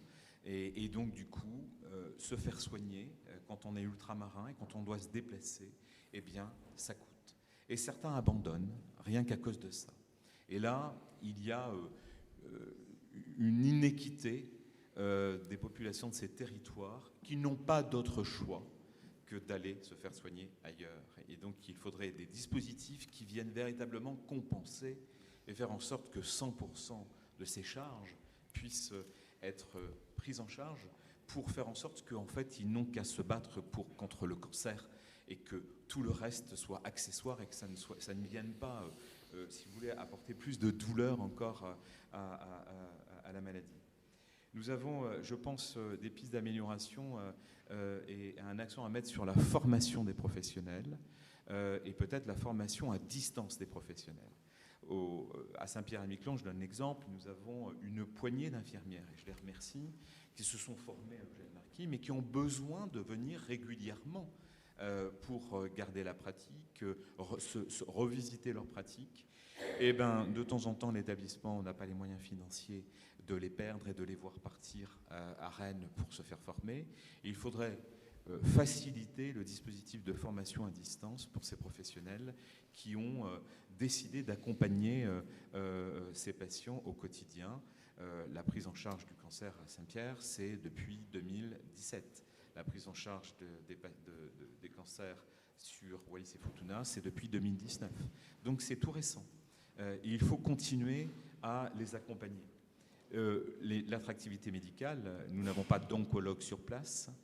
Nous avons du mal à recruter des médecins qui veulent se poser dans le service de médecine interne et qui ont aussi une compétence sur l'oncologie. Il ne suffit pas de faire du cancer sans oncologue. On a le soutien des oncologues de métropole, mais pour autant, au quotidien, quand il y a une cure de chimio, il faut essayer d'avoir un médecin compétent. Je parle de l'attractivité de ces médecins internistes qui aient fait un DU d'oncologie, etc., et qui aient l'envie de s'installer pendant plusieurs années sur nos territoires ultramarins. La coordination, je m'aperçois que c'est un vrai sujet, et notamment à Saint-Pierre, quand les oncologues sont sur la métropole, enfin l'Hexagone, et puis nos équipes sur nos territoires ultramarins. Eh bien, il y a des couacs. Si véritablement on ne met pas l'accent sur la coordination, renforcer la coordination, ça passe par de la formation, c'est pas complètement inné. Nous avons, perdu une coordinatrice hors pair qui a décidé de venir en France hexagonale et de faire un stop sur l'Hexagone pour des raisons personnelles. Et nous l'avons remplacée par 2 personnes. Eh bien, ça vacille en ce moment. Et, et ça peut avoir des conséquences importantes sur les patients qui sont en attente, des médecins qui sont en attente au centre Eugène Marquis, qui n'ont pas l'image, la téléconsultation ne s'est pas correctement coordonnée. Donc je pense qu'il faut véritablement mettre l'accent sur les ressources en termes de coordination sur le plan local pour voir comment on pourrait les renforcer. C'est véritablement un sujet pour qu'il y ait du bénéfice au profit des patients pris en charge. Et je parle aussi de la finance. J'ai la DGOS en face de moi. Nous avons innové, monsieur, notamment, on a fait du cancer et on fait du cancer en sortant du cadre. Mais pour autant, on s'aperçoit qu'on a une progression de prise en charge du cancer in situ et que cela fragilise la structuration financière de l'établissement. Ça la fragilise parce que depuis 2017, le développement du cancer, notamment à Saint-Pierre-et-Miquelon, ne s'est pas accompagné de financements nouveaux pour la mise en place d'une mesure nouvelle. Et depuis 2017, on a pris en charge les patients et on a mis en place la prise en charge du cancer sans accompagnement financier. Et c'est que depuis la fin de l'année dernière on comprend qu'il faut rembourser les molécules onéreuses et ces traitements très lourds. Nous sommes un établissement en DAF et donc du coup c'est la complexité. Comment rembourser la facturation en sus pour un établissement en DAF? Mais pour autant, depuis 2017, l'établissement dépense des traitements très coûteux au titre des molécules onéreuses et se voit pour la première fois fin 2022 et pour une partie en fin 2023, là je viens d'avoir la notification de l'arrêté, une partie des molécules onéreuses. Ça vient fragiliser les choses. Donc je pense très sincèrement qu'au regard de la particularité de nos territoires ultramarins, la spécificité de la culture, de la structuration du système de santé, il faut aller au-delà du plan à 10 ans et il faudrait travailler sur une feuille de route cancer, mais une feuille de route cancer outre-mer.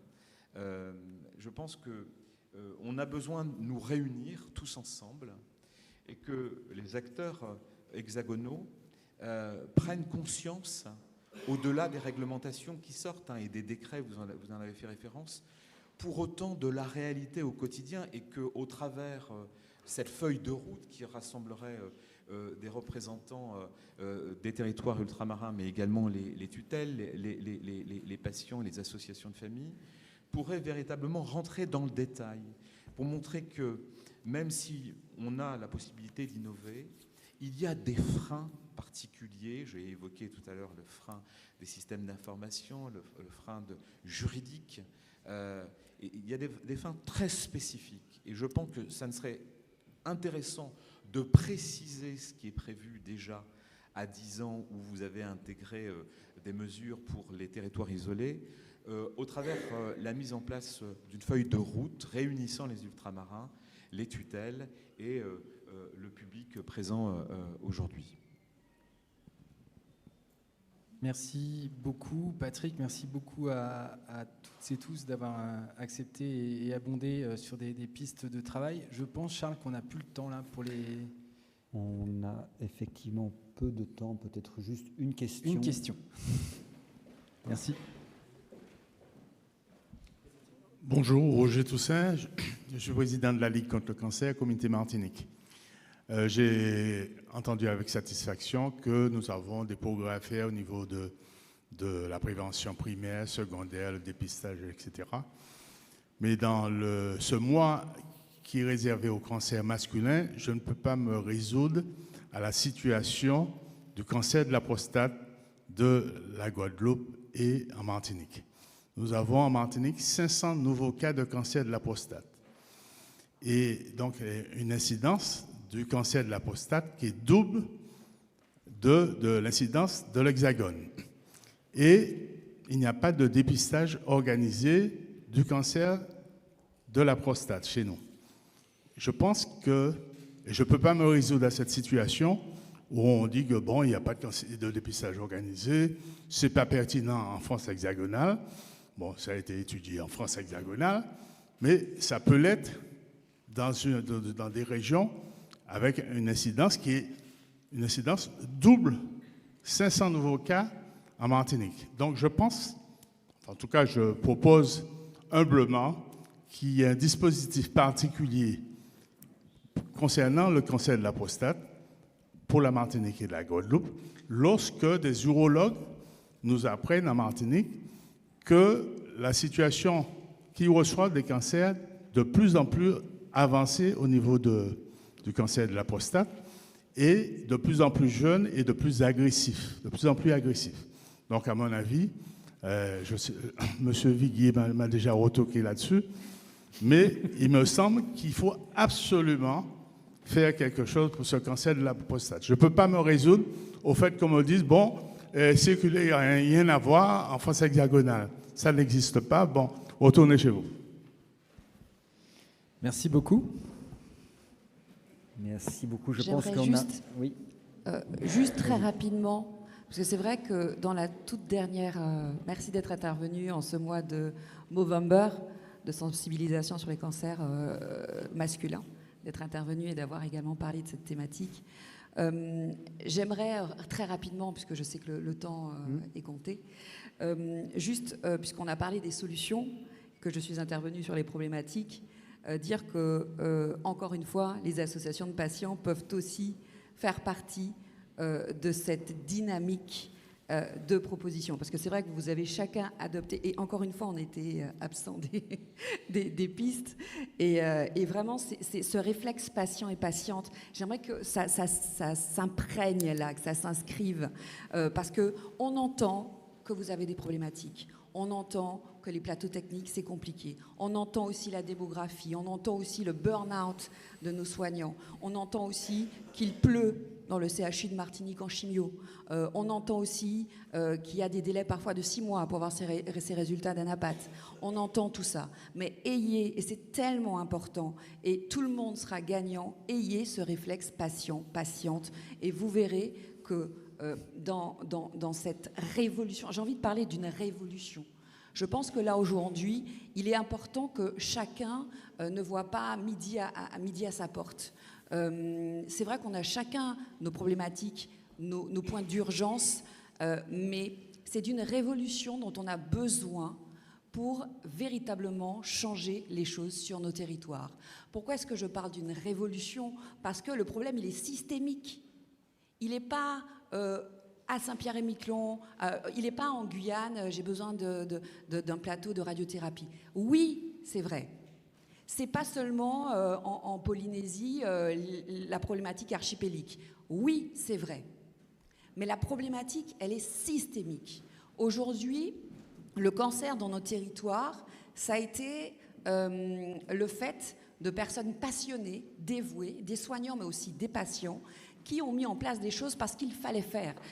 Il fallait venir, excusez-moi, il fallait venir en aide, il fallait apporter des réponses à des personnes malades dans un système qui n'est pas simple. On l'a tous entendu ce matin. Alors, on a fait. Aujourd'hui, ça ne suffit plus. Ça ne suffit plus, malheureusement. Et on le voit, nous, associations de patients, puisqu'on est au contact des soignants, on est au contact des... Alors, il y a une certaine dignité ici, hein, et qu'on a tous, et qu'on retrouve, vous serez d'accord, Jérôme, sur nos territoires. Mais aujourd'hui, là, il a chaud. Il a chaud. Poil là chaud. C'est compliqué pour nos soignants, c'est compliqué pour les patients et les patientes. On ne peut pas attendre 6 mois de savoir si on a un cancer alors qu'on a fait un résultat d'anapato. C'est pas possible. C'est pour ça que je dis qu'on a besoin d'une révolution, parce qu'il faut revoir le disque dur. Il faut une façon différente de concevoir la cancérose sur nos territoires. Ça signifie faire table... Merci pour ce qui a été fait toutes ces vingtaines d'années précédentes, et vraiment un grand merci, parce que nombre d'entre nous ne seraient pas là aujourd'hui. Mais il faut revoir le disque dur. Merci beaucoup, voilà. Alexandra. Alexandra, UCOM est là, et on a Monsieur Partenariat Patient, Dr Moulin, donc vous ne serez pas oublié. Charles, je te laisse conclure. Oui, mais écoutez, déjà, un très très grand merci encore une fois à tous les intervenants d'avoir participé à cette table ronde, d'avoir respecté de façon extrêmement scrupuleuse leur temps de parole et d'avoir évoqué des sujets difficiles, mais de façon très très très constructrice. Je pense qu'on a clairement vu dans ce cadre 6 axes sur lesquels on pourrait essayer d'avancer de façon commune et, si vous voulez, oui, de façon révolutionnaire probablement. Clairement, l'épidémiologie est un sujet, on le voit bien, et comme le monsieur l'a très clairement identifié, il y a un besoin d'avoir une meilleure connaissance de cette épidémiologie territoire par territoire, que ce soit par rapport à certains facteurs de risque dont on parlera par rapport après, et intégrer cette dimension ultramarine dans notre dépistage spécifique est probablement le premier défi. Le dépistage est le deuxième élément sur lequel il va falloir qu'on travaille. Et comme là, on a simplement, et encore sur 1 heure simplement, évoqué, il y a des difficultés spécifiques, le recours et l'aide des associations de patients est essentiel, les éléments de langage qu'on va devoir développer spécifiquement en fonction de chaque territoire sont essentiels, le mode de communication, bien évidemment, qui doit être adapté aux ressources logistiques locales, est quelque chose qui est également un défi à part entière. Les ressources. On l'a clairement identifié, les ressources locales restent un sujet. C'est un crève-cœur pour un patient de voir partir son soignant qu'il a suivi pendant des mois, et éviter la fuite est probablement un défi sur lequel Unicancer et tous les autres centres métropolitains doivent travailler pour aider cette aide au recrutement, ce maintien sur place, mais aussi cette formation sur place et à distance pour permettre aux praticiens, aux soignants ultramarins de rester sur place et de maintenir ce lien et d'éviter la fuite. L'aide au retour fait évidemment partie de ce sujet. La coordination, on en a beaucoup parlé. La coordination est un sujet à part entière. La nécessité d'aider et de développer des projets d'IPA, d'IDEC sont essentiels. La mutualisation aussi, parce que vous le voyez, certains de nos problèmes sont communs, indépendamment de la localisation. Les ressources locales et dépasser le cadre, je vais dire français, sont des choses qui sont en cours et qui doivent être développées. L'accès aux soins de proximité. Je pense que le déracinement d'un patient, pour ce que je connais bien, polynésien ou kanak, qui arrive se faire traiter à Villejuif, c'est quelque chose d'effroyable. Pour peu qu'il voit la neige pour la première fois, c'est quelque chose de très très surprenant. Donner à nos patients le moyen de se faire traiter à proximité est essentiel. Et les financements pour pouvoir avoir recours à des solutions de télémédecine, des solutions de télé-RCP, des solutions de télépathologie sont probablement un des sujets sur lesquels il faut qu'on travaille de façon prioritaire. Enfin, on l'a vu, il y a des freins spécifiques. On a la chance d'avoir une stratégie décennale claire, faite par la présidence, mais avoir une feuille de route de cancérologie dédiée est probablement l'outil qui va nous permettre de pouvoir lever tous ces freins et d'avancer plus rapidement que ce qu'on fait déjà et d'avoir une visibilité qui aujourd'hui nous manque un peu. Je vous remercie et je remercie encore tous les interlocuteurs. Faire une photo. Ah oui.